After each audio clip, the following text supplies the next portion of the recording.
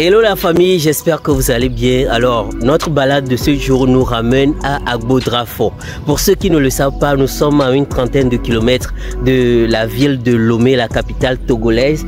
Et cette localité d'Agbodrafo, dans laquelle nous nous retrouvons actuellement, ça contient assez d'histoire des Noirs. Quand on parle de la traite négrière, par exemple, il y a un lieu assez historique qui rassemble tout ce que nous avons écouté à l'école, tout ce qui se racontait à la localité d'Agbodrafo.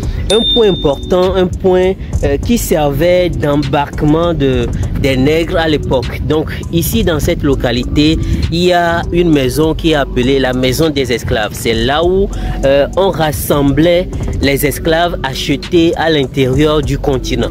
On les acheminait jusqu'ici et cette maison-là est à quelques kilomètres de la plage. Et malheureusement aujourd'hui, à cause de l'érosion côtière, la plage se retrouve à quelques mètres seulement. Vous pouvez voir ça derrière moi ici. C'est à quelques mètres seulement. Donc la maison des esclaves dont je parle se retrouve dans... vous voyez les maisons qu'il y a derrière moi. Donc la maison des esclaves se retrouve à peine 200 mètres d'ici. Et là-bas, vous pourrez voir cette maison-là. Une très petite maison qui servait d'habitation en premier lieu pour les colons. Et au sous-sol de cette maison-là, de ce bâtiment-là, un endroit a été aménagé. C'était même pas un sous-sol assez grand. En termes de hauteur, on est à peu près 1,20 m.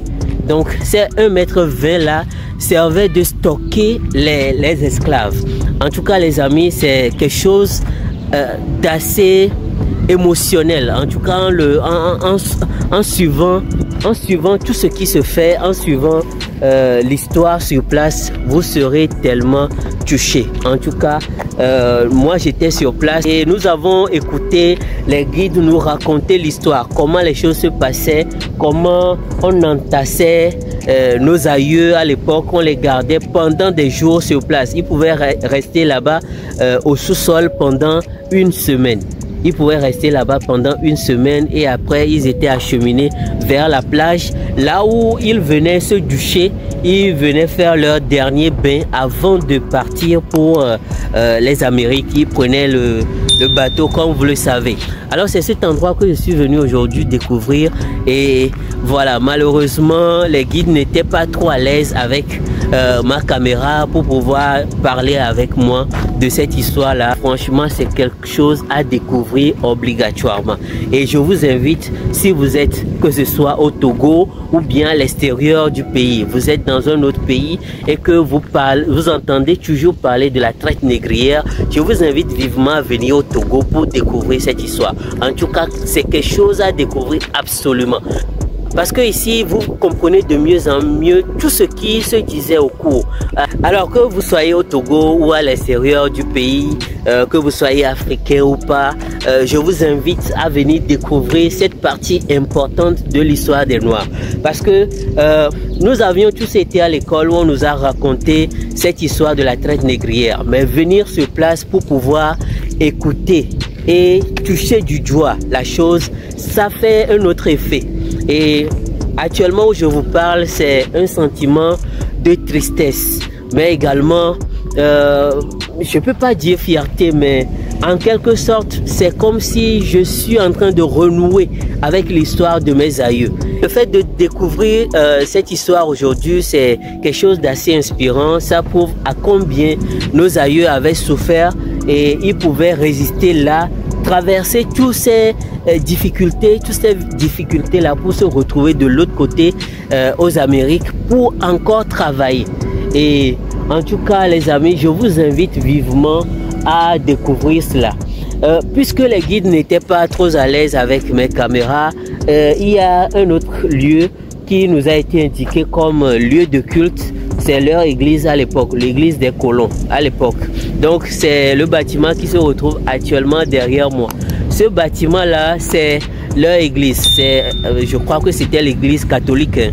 Et c'est ici qu'ils venaient au culte les dimanches, pendant que nos aïeux, eux, ils étaient au sous-sol, sous le chaud soleil, avec la chaleur. Ils venaient ici les dimanches pour prier Et voilà, ceux qui étaient croyants, en tout cas, je pense que c'est ce qu'ils venaient faire ici. Donc voilà un peu les amis, et ce bâtiment là date des années 1800. Ce bâtiment là date des années 1800 et voilà, j'ai essayé de jeter un coup d'œil à l'intérieur. J'ai vu encore les bancs à l'intérieur et quelques matériels anciens. Voilà, donc ça date de, je crois, minimum 1895 comme ça, puisque nous avons vu également un monument là-bas qui parle de cela. Donc voilà un peu les amis, je ne sais pas si vous avez déjà visité cet endroit-là. Si vous l'avez déjà visité, dites-moi en commentaire ce que cela vous a inspiré. Après avoir écouté l'histoire racontée par les guides, après avoir touché du doigt la chose, qu'est-ce que cela vous a inspiré? Et pour ceux qui ne l'ont pas encore visité, je vous le rappelle encore, je vous le dis encore, je vous invite vivement à venir voir cela de très près. C'est très important de venir regarder ça de très près et c'est très inspirant. Et voilà, ça c'est une affirmation de notre couleur en fait, et c'est très important pour ce que nous sommes en tant que Noirs. Il faudrait que nous puissions connaître cette histoire là. Et en étant ici sur place, j'ai vu quelques expatriés qui étaient en vacances, qui étaient sur place et ont essayé de visiter l'endroit également pour s'enquérir des faits. Donc pourquoi pas nous qui sommes africains, nous ne devons pas nous déplacer sur les lieux pour découvrir aussi cela. Donc je nous invite tous à pouvoir nous déplacer à Agbo-Drafort et à découvrir la maison des esclaves et tout ce qu'il y a comme histoire de la traite négrière ici. C'était Eric Le Cool et on se voit à très bientôt. Ciao.